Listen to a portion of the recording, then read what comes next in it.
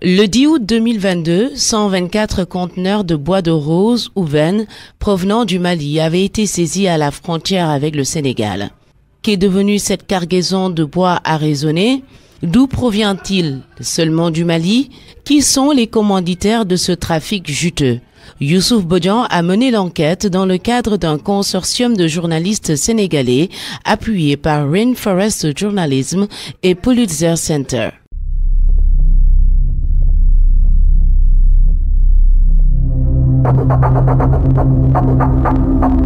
L'information a pratiquement échappé aux médias. Un coup de filet au poste frontière de Kidira dans la région de Tambacounda, dans l'est du Sénégal.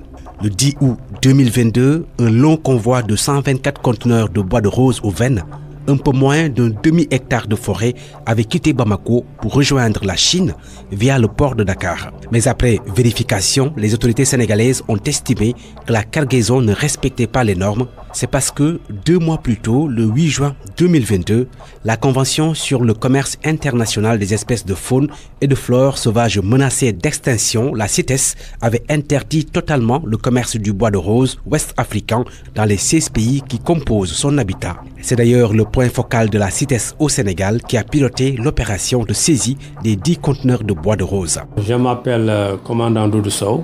Je suis le chef de la division gestion de la faune au niveau de la direction des eaux et forêts. En même temps, je suis le point focal CITES du Sénégal. Le rôle de la CITES, c'est de faire en sorte que le commerce international des espèces de faune ne menace pas la survie des espèces. Donc le bois de rose, le nom scientifique, c'est le Pterocarpus erinaceus. Donc ce qu'on appelle ici au couramment au Sénégal, le veine. C'est un bois très précieux, mais qui est très convoité au plan international. Et l'espèce a des exigences écologiques très rigides. L'espèce pousse à l'état de manière très lente. Donc ça fait que sa survie est menacée par le commerce international. Pour les circonstances de cette saisie, c'est à la frontière, à Kidira. Donc il y a une notification qui a été envoyée par la CITES au niveau des pays. Donc pour dire que l'espèce est gravement menacée au niveau de la sous-région. Donc ce qui fait que la CITES demande à tous les partis de faire une étude d'avis de commerce non préjudiciable. Donc qui prouve que les bases scientifiques sont remplies et que l'espèce pourra être exportée sans causer de dommages à l'espèce. Mais malheureusement, le Mali, eux, ils ont voulu exporter ce bois-là. Donc on avait saisi environ 2480 mètres cubes. Donc c'était environ 124 conteneurs qui provenaient du Mali. Et ce bois était destiné à la Chine. Pourtant, le Mali avait déclaré une interdiction de récolte de bois de rose en 2020, mais elle a été levée l'année suivante. Les exportations vers la Chine se sont poursuivies selon un rapport de l'Agence d'investigation environnementale. Ces enquêteurs estiment que plus de 5500 conteneurs remplis de bois de rose ont été exportés vers la Chine de mai 2020 à mars 2022, ce qui équivaut à 220 000 arbres, soit 148 000 tonnes. Un trafic juteux que confirme un lanceur d'alerte malien qui a travaillé entre 2014 et 2020 pour une scierie financée par la Chine. En exil dans un autre pays après des menaces sur sa vie, il a accepté de témoigner sous le couvert de l'anonymat. Nous avons donc modifié sa voix pour des raisons de sécurité. En grande partie, c'est dû à la faiblesse de nos institutions. Nos institutions sont très faibles et de la corruption aussi qui gangrène dans toutes les institutions. Il y a aussi nos textes environnementaux qui ne sont pas du tout très robustes, comme ceux du Sénégal ou du Burkina Faso que je connais un peu. Et plus encore, il faut le rappeler, c'est un groupe de personnes qui ont la même mise sur même les pouvoirs. Je tiens à rappeler qu'à un moment donné, en 2021, des journalistes ont eu à dénoncer l'implication de l'actuel ministre de la Réconciliation dans ce trafic. Et son conseiller est actuellement en prison. Un de ses conseillers qui a même reçu quelques sous de la part des trafiquants. Donc vous voyez, c'est des gens très puissants et ils agissent par meute. Ils arrivent même à influencer même la plus haute des autorités, même le président. À un moment donné, ils ont pris quand même une dérogation pour permettre l'exportation du bois. Vous voyez, une dérogation signée par le président de la transition ou du premier ministre. Ça veut dire que ça caduque tous les textes en vigueur.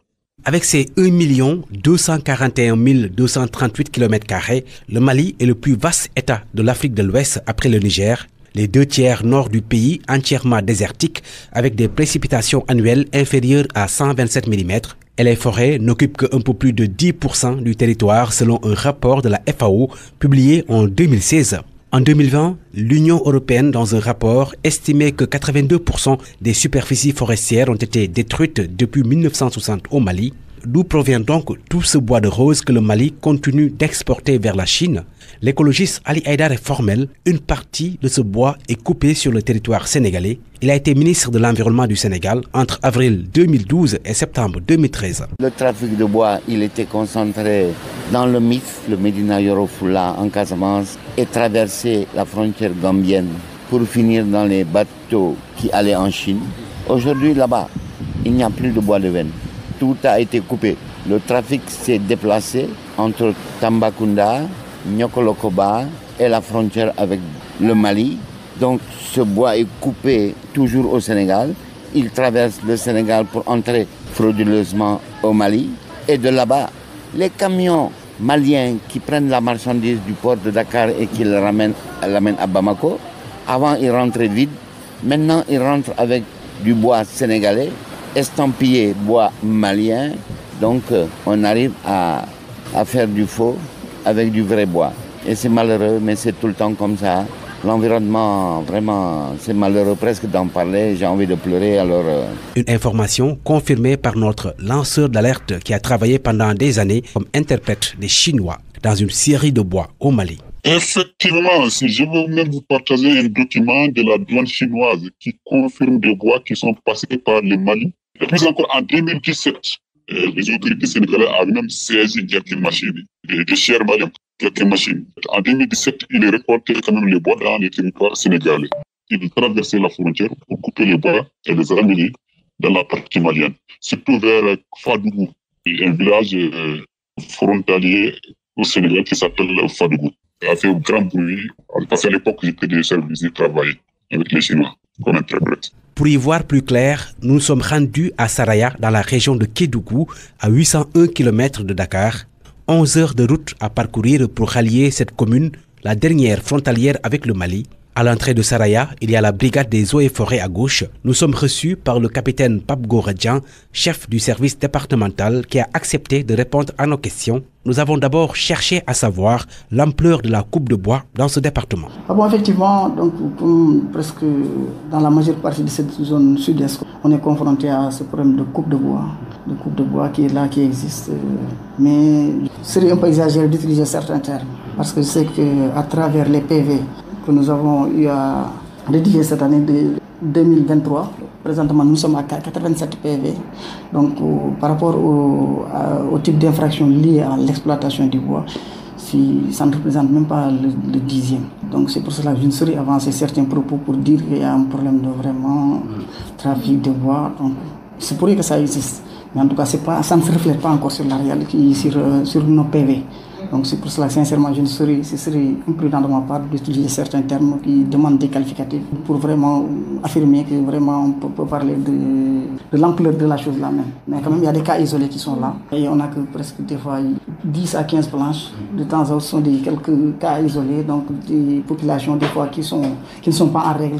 Au lieu de venir chercher des papiers pour soit la menuiserie et autres là, donc ce sont des cas isolés qui sont là, donc les saisies même c'est pas trop important dans ce sens-là. Nous avons également demandé au capitaine Jean si ces hommes avaient la possibilité de contrôler tous les camions provenant du Mali et qui traversent Saraya. En tout cas, je sais que la route principale là, il n'y a qu'une seule route principale et nous on est là devant. Il y a aussi la police des frontières et pas mal de structures qui sont là. Vraiment, je ne peux pas le nier, mais en tout cas, je ne saurais me prononcer pour dire que vraiment, réellement, ça existe. Depuis qu'on est là, vraiment, on n'a pas su vraiment voir ces camions de bois circuler dans la zone. Non, ça ne peut pas passer inaperçu. Il n'y a qu'une seule voie pour le fait de passer. Donc, la douane, gendarmerie, police, eaux et forêts, de bois sans pour autant qu'on soit informé. Est-ce que c'est permis qu'un camion transporte du bois, par exemple, du Mali pour traverser le Sénégal, l'aéroport et l'envoyer à l'étranger? Est-ce que ça, c'est la réglementation?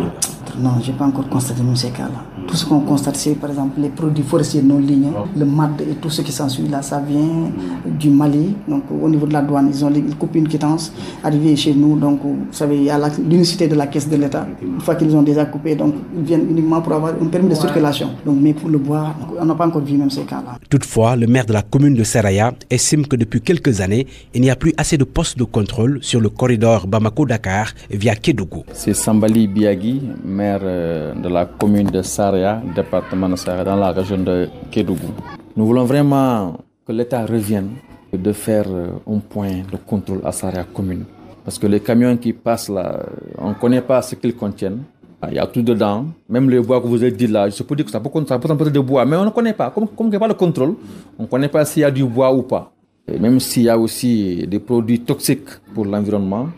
Et voilà, on entend des camions, on a pris des produits prohibés, ou ça, des chanvres indiens, la cocaïne, à l'entrée de Dakar. Où ça passait par la frontière ici. Donc s'il y avait un contrôle ici.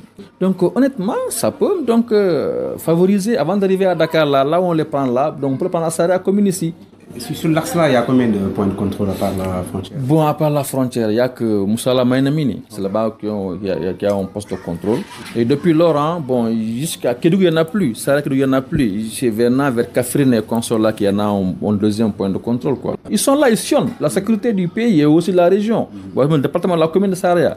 Mais ils sont un peu limités, force de défense sécurité. Ils sont limités sans ces comptes. On ne connaît pas qui passe, on ne connaît pas qui entre aussi. Nous avons donc pris la route pour vérifier. Entre Saraya et Moussala, à la frontière avec le Mali, 132 km à parcourir sur une route chaoteuse que nous avons parcourue en près de 2 heures de voiture. Nous avons donc constaté que le seul poste de contrôle se trouve à la frontière où plusieurs camions de conteneurs vont et viennent dans les deux sens. Le département de Saraya, c'est 8777 km² et des frontières avec le Mali et la Guinée, ce qui rend difficile le contrôle selon le maire de la commune de Saraya, Sambali Biagui. Donc Saraya est très vaste, mais les FDS sont là et en train de lutter, de protéger aussi l'environnement. Les brigades des eaux et forêts sont là, la gendarmerie aussi est là. Tous services impliqués dans la gestion des forêts, ils font bien leur travail sur le terrain. Ils font la répression des personnes qui attaquent la forêt et qui même gâtent notre environnement. Il y a même des personnes qui viennent d'ailleurs pour au moins venir avoir des arbres, les transporter ailleurs. Saraya, il est frontalier de la Guinée-Conakry et aussi du Mali. Tous ces pays, ils ont la bonne forêt. Donc il n'est pas question de prendre ces forêts, les arbres, là, les amener ailleurs. Nous avons pu échanger avec des activistes de l'environnement à Saraya et dans la région de Kédougou. Un d'entre eux a confirmé que le bois malien transite toujours par leur commune, mais il n'a pas voulu être enregistré pour des raisons de sécurité.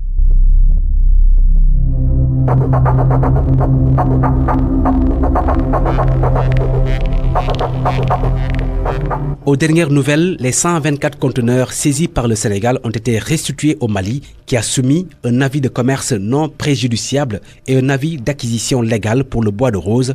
Des documents que nous avons pu obtenir mais qui contiennent des contre-vérités selon le lanceur d'alerte malien. Ces autorisations ne sont pas légales du tout parce que l'espèce est en phase de disparition. Pourtant, les techniciens disent dans leur rapport à la CITES, l'espèce est en abondance, ce qui n'est pas du tout vrai. C'est faux, mais c'est des techniciens qui ont été payés par les trafiquants. Malgré tout, la CITES a donc autorisé l'exportation vers la Chine de la cargaison de bois acheminée au port de Dakar. Le Sénégal ne pouvait qu'exécuter la décision de la CITES selon son point focal, le commandant Doudou Sow. Ça a été restitué, mais par la voie hiérarchique. Les conteneurs sont restitués au Mali. Puis je pense que c'était au mois de novembre, parce que moi je n'étais même pas encore là quand on restituait les conteneurs. J'étais déjà au Panama pour la conférence des parties de la CITES. C'est à retour que j'ai appris qu'on a libéré les conteneurs. Ce sont les propriétaires de la cargaison qui ont demandé la restitution, bien il y a eu une application de... Non, mais c'est une affaire d'État après. C'est devenu une affaire d'État. Le trafic, ça existe toujours et ça passe entre les mailles. Les gens, non, c'est de l'application de la loi. C'est-à-dire il y a la douane, il y a les eaux et forêts, il y a la police.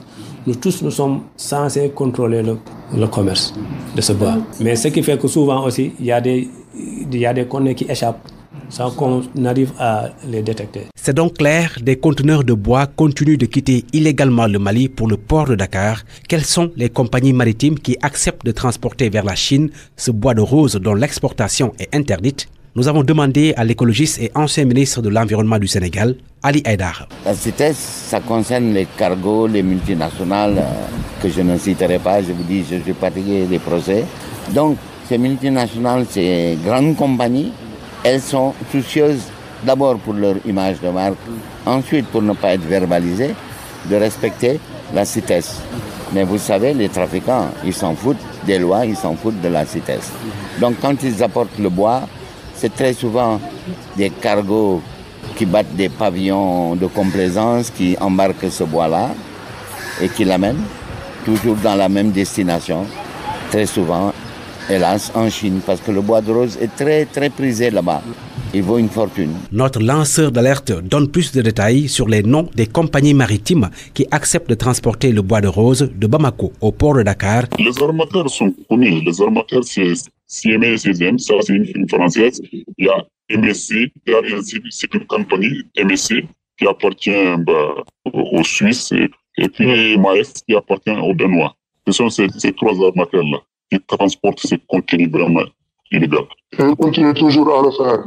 Ils continuent à le faire. J'ai vu aujourd'hui, il y a plus de 5000 conteneurs bloqués. J'ai entendu depuis mars, ils ont pu évacuer certains conteneurs via la Mauritanie, via Nouakchott et via la Côte d'Ivoire. Donc il doit y avoir peut-être 3000 ou 2000 conteneurs là-bas au port sec de Bamako. Pendant notre enquête, nous n'avons pas pu accéder au port autonome de Dakar ni interviewer un de ses responsables. Mais selon une source bien informée, les 124 conteneurs de bois malien libérés par le Sénégal sont passés par le MOL 8. Et au fur et à mesure, depuis novembre dernier, des bateaux les acheminent vers la Chine où ce bois précieux va servir à faire des meubles de luxe. Tout cela au préjudice des populations maliennes qui font face à l'avancée du désert qui constitue 70% de son territoire.